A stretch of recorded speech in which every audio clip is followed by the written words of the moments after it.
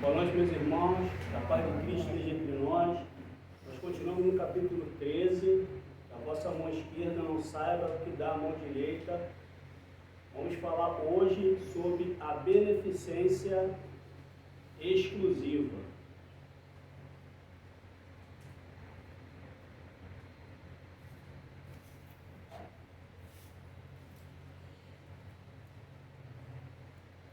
Beneficência exclusiva. São Luís, Paris, 1860.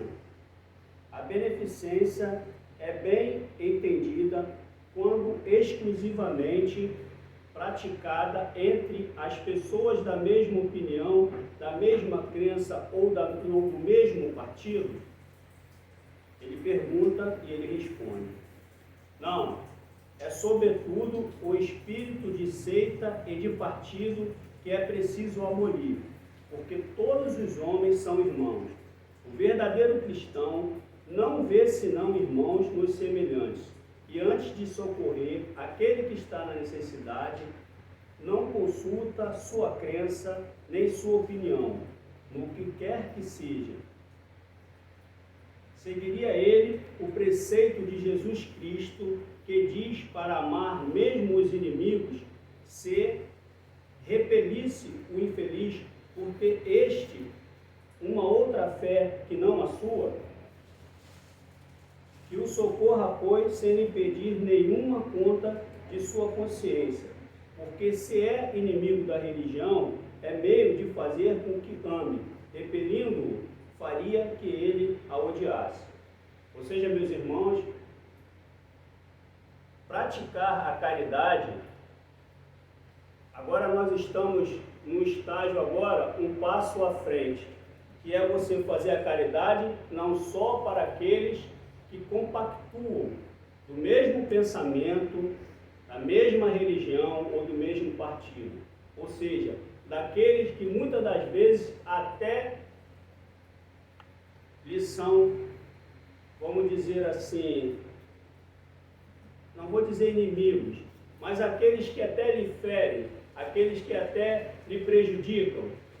Essa caridade, se ela for exclusiva dos que nos são afins, ela perde um pouco de sentido.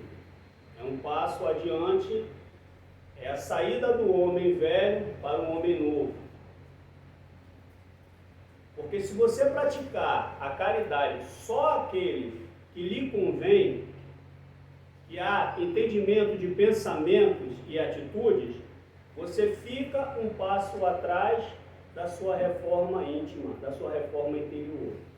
Essa caridade ela tem que ser estendida não só para os que lhe são afins, para a sua família, para o seu grupo, para o seu clube. Ela tem que ir além, até mesmo aquele que lhe prejudica ou que lhe tem uma certa repulsa. Porque na hora que se faz a caridade, é na hora que a caridade se é necessária. Quando é que eu devo fazer a caridade? Quando ela for necessária. Eu confesso a vocês que essa parte é uma parte que eu tenho mais dificuldade. Por quê? Porque além de você fazer a caridade, você tem que esquecer que aquele que você está fazendo a caridade, muitas das vezes não lhe quer bem. Isso é um pouco difícil. Porém, eu fui atrás de saber por que havia tanta caridade exclusiva, aquela caridade direcionada. E esse livro aqui, que é o Sermão da Montanha, não é espírita, tá, gente? E o Espiritismo ele aceita outras literaturas, desde que passe pelo crivo da razão, da consciência, daquilo que é correto, vamos dizer assim.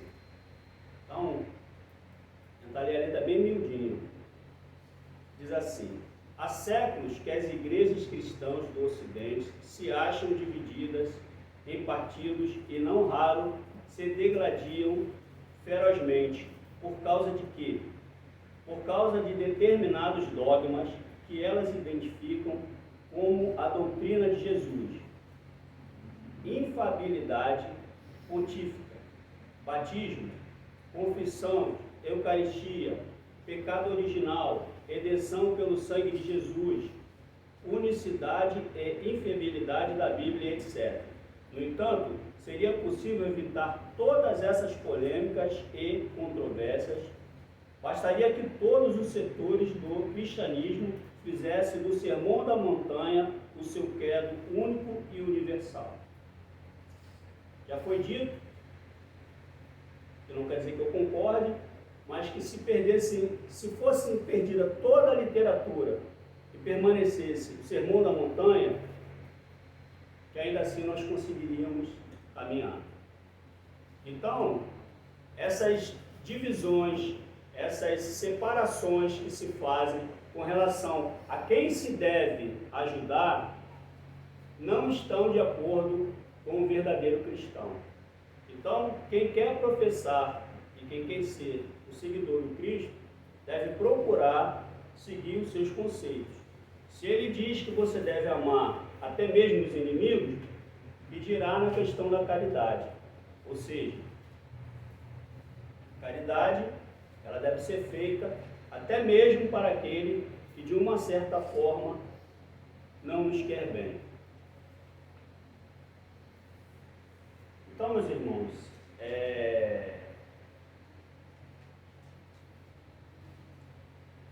e uma das coisas que faz com que nós ainda estejamos nesse patamar da beneficência exclusiva é orgulho, vaidade e egoísmo. Bom, se vocês forem frequentadores assíduos das sextas-feiras, ouvirão muito se falar de orgulho, vaidade e egoísmo, porque são coisas que ainda nós trazemos, uns mais, outros menos, mas ainda está enraizado em nós. E é um dos motivos pelos quais nós estamos aqui. É um dos motivos pelos quais, que faz com que ainda engatinhemos na questão evolutiva. Porque não é fácil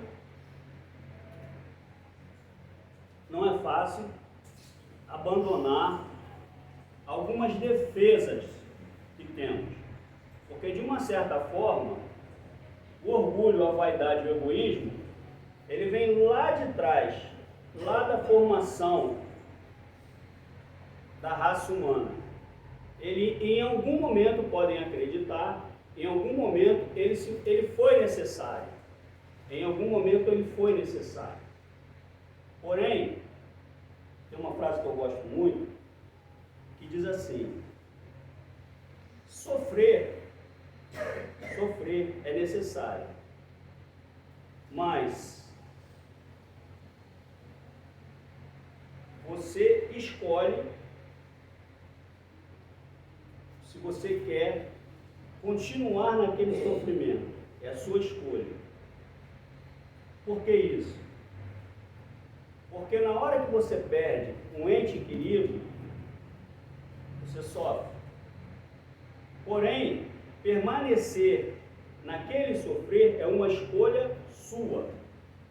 Porque se você acredita na vida após a morte, e esse plano aqui é passageiro, e que aquele seu parente, aquele seu ente querido, aquele seu amigo, sai desse plano e vai para um outro, e você pode depois reencontrá-lo, e que ele vai estar lá segundo as suas obras e ações, a forma como ele vai estar, porque o desencarne em si não é o problema. O problema é, desculpa, eu vou fazer uma correção aqui. A dor é necessária, o sofrimento é opcional. Então, tá a colinha aqui, a dor é necessária, o sofrimento é opcional. A dor por quê? Porque nós estamos aprisionados num corpo, e esse corpo, ele precisa da dor. Esse espírito ainda precisa da dor. Mas o sofrer, ele é opcional. Porque se você passa por uma dificuldade e você encara com aquela dificuldade como passageira, e daí um tempo, porque cada um tem um tempo, não vamos estipular uma semana, cada um tem um tempo, mas um tempo em que a sua vida não paralisa, então esse sofrimento é opcional. E é na hora que a gente vê o seguinte, que uma das maiores dificuldades que existe no ser humano é ele manter a sua fé nos momentos difíceis. Porque, na maioria das vezes, a nossa fé, quando ela é verdadeiramente testada, a gente começa a ver que essa fé não era tão forte assim. Isso aconteceu com os apóstolos e acontece com nós hoje. Mesmo aqueles que têm religião, mesmo aqueles que buscam a sua reforma, que buscam a sua estadia da melhor forma aqui, ainda assim este tem a sua fé testada. E na hora que você começa a olhar a todos aqueles à sua volta como irmãos, você começa a meio que facilitar a sua compreensão do que são os desígnios de Deus. Porque se alguém lhe faz algo que lhe desagrada, e você logo em seguida tem a possibilidade de fazer algo em prol dele, mas você não faz porque ele lá atrás fez alguma coisa que lhe desagradou, você simplesmente está mantendo o seu. Ou seja, ele te prejudica, você tem a possibilidade de ajudá-lo, não ajuda, e aí esse ciclo vai se mantendo. Na hora que ele te prejudica, e você tem a possibilidade de assisti-lo, e você vai lá e assiste, você quebra essa roda. Nós estávamos falando quinta-feira ou terça, agora não recordo, que nós estamos na escola, e quem está na escola tem que passar pelas provas. E essas provas, elas vão ficando cada vez mais difíceis à medida em que nós vamos perdendo tempo. E vocês devem ter ideia de que o tempo ele é precioso. E se é precioso para nós que aqui estamos encarnados, muito mais é para a espiritualidade. Vocês imaginem que a espiritualidade, ela busca numa reencarnação que o indivíduo se acerte com relação às leis de Deus. E toda vez que o indivíduo vem por uma encarnação que ele não consegue atingir um determinado ponto, ele está perdendo o tempo dele e da espiritualidade. Não é assim? Está perdendo o tempo dele e da espiritualidade. É claro que Deus não dá um fardo acima daquilo que os homens possam suportá-lo. Porém, muitas das vezes, nós colocamos um fardo maior nos nossos ombros pelas nossas imperfeições. Porque aquele fardo talvez não seja nem tão pesado assim. Talvez basta só um tempo, só um pouco de paciência, para que aquilo ali possa ir adiante. Mas às vezes nós, na nossa pressa, na nossa falta de fé, precipitamos as coisas. E aí temos que voltar novamente, como eu falei a roda, temos que voltar novamente àquele ponto para continuar tudo de novo.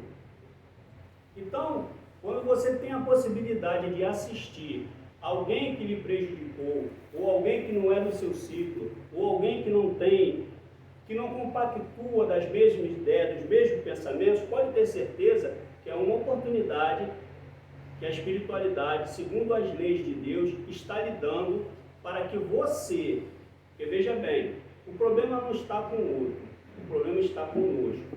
Quando essa oportunidade aparece, é porque você é que necessita dela. Muitas das vezes nós assistimos a uma pessoa que precisa, achando que aquela pessoa que precisa é a que mais está precisando. Parece até trocadilho, né? Mas não é. Muitas das vezes nós é que estamos precisando de ajudar aquela pessoa, muito mais do que ela precisa ser amparada ou assistida. Porque muitas das vezes, se nós não fizermos, vai vir um outro ali na frente e vai fazer. Porque não há uma folha que caia sem a permissão de Deus. Então, se aquele indivíduo muitas das vezes está precisando e você deixa de fazer, alguém virá. Foi assim com a parábola do bom samaritano. Tiveram lá dois, né, homens que têm conhecimento das leis, conhecimento da religião, e eles não fizeram nada. Aí quem foi lá fazer? Nós, os samaritanos. Então, a gente tem que pensar que no momento em que, não, tá vendo aí, ó, ele me prejudicou, agora está precisando de mim. É castigo de Deus. Não é castigo de Deus. É uma oportunidade para você. E outra coisa, dentro desse capítulo, se fala de você fazer a caridade sem alarde. Né? Eu gosto sempre de falar na internet, porque eu ainda não entendi, mas acho legal a internet. Eu vi um desses influencers que ele estava socorrendo uns moradores de rua e ficava filmando ele socorrendo. A gente tem que divulgar a caridade? Tem. Não tem problema nenhum você divulgar a caridade. Porque a gente divulga tanta coisa ruim, então divulgar a caridade é bom. Mas o problema não é divulgar a caridade. O problema é você fazer uma ostentação sobre algo que nos deveria ser natural. Algo que deveria ser natural. É difícil da gente tentar dimensionar isso, mas o auxílio ao próximo deveria ser natural. Porque faz parte na nossa construção, podem acreditar naquela, vamos dizer assim, naquela porção que recebemos de Deus para a vida, está lá em nós. Pode ver que há crianças que crescem em lares totalmente materialistas, eu sigo uma história assim, e ela bem cedo desenvolve a empatia e procura fazer a caridade pelo aquele que menos tem. Eu sei que uma história de uma criança que cresceu num lar bem abastado, eles ricos, e ele, em toda situação, ele procurava assistir os empregados, se preocupava com os empregados, se estavam com dificuldade, o que acontecia com eles. E o lar que ele vivia era um lar totalmente materialista. Então, por que ele desenvolveu isso? Desenvolveu porque essa porção está lá e por causa das reencarnações. Então, está em nós. É que muitas das vezes nós sufocamos com egoísmo, orgulho, essas coisas todas que a gente está sempre falando aqui. Por que isso? Porque na hora que você começa a dar um passo adiante, você meio que fica assim, poxa, eu já me peguei várias vezes fazendo isso. Eu tô fazendo as coisas aqui, estou fazendo certinho e tal.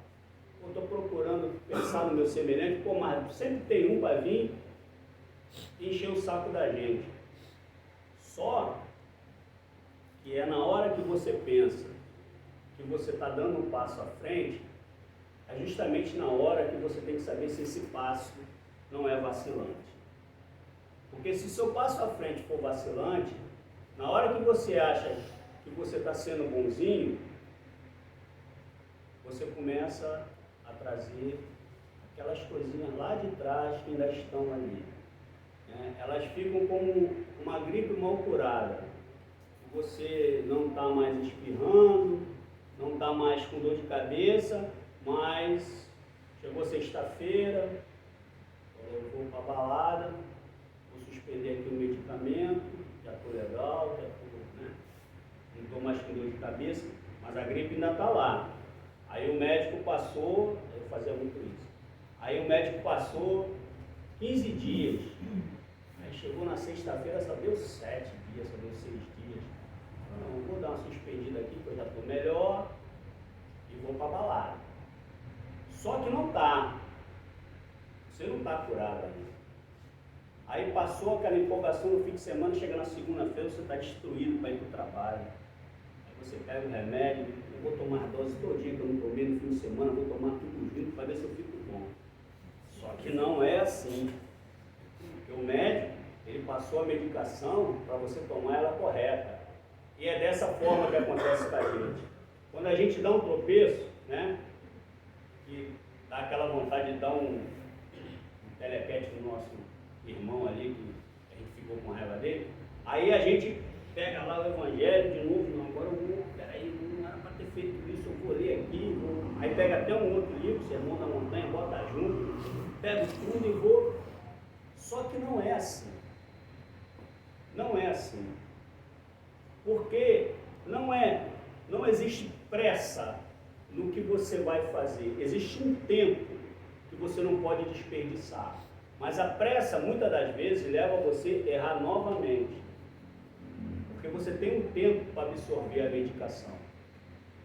Essa medicação tem que ser absorvida dentro do seu tempo. E o que a gente precisa? Aí eu vou falar de uma palavra aqui que todo mundo tem aqui, inclusive eu. Disciplina. Nós temos disciplina? Vamos ver aqui, peraí. Deixa eu escolher aqui, peraí. Vamos ver aqui. Yasmin, temos disciplina?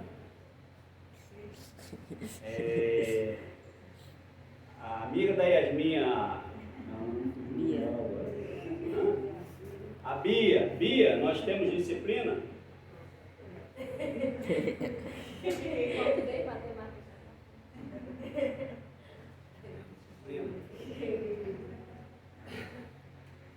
Então, meus irmãos, o que ocorre é o seguinte, é que a gente fraqueja mesmo. E a gente tem que fortalecer a nossa fé. E a gente só fortalece a nossa fé à medida que nós enxergamos, porque veja bem, deixa eu ler, porque quando eu não leio eu estava falando uma coisa que não tem nada a ver. Espera aí.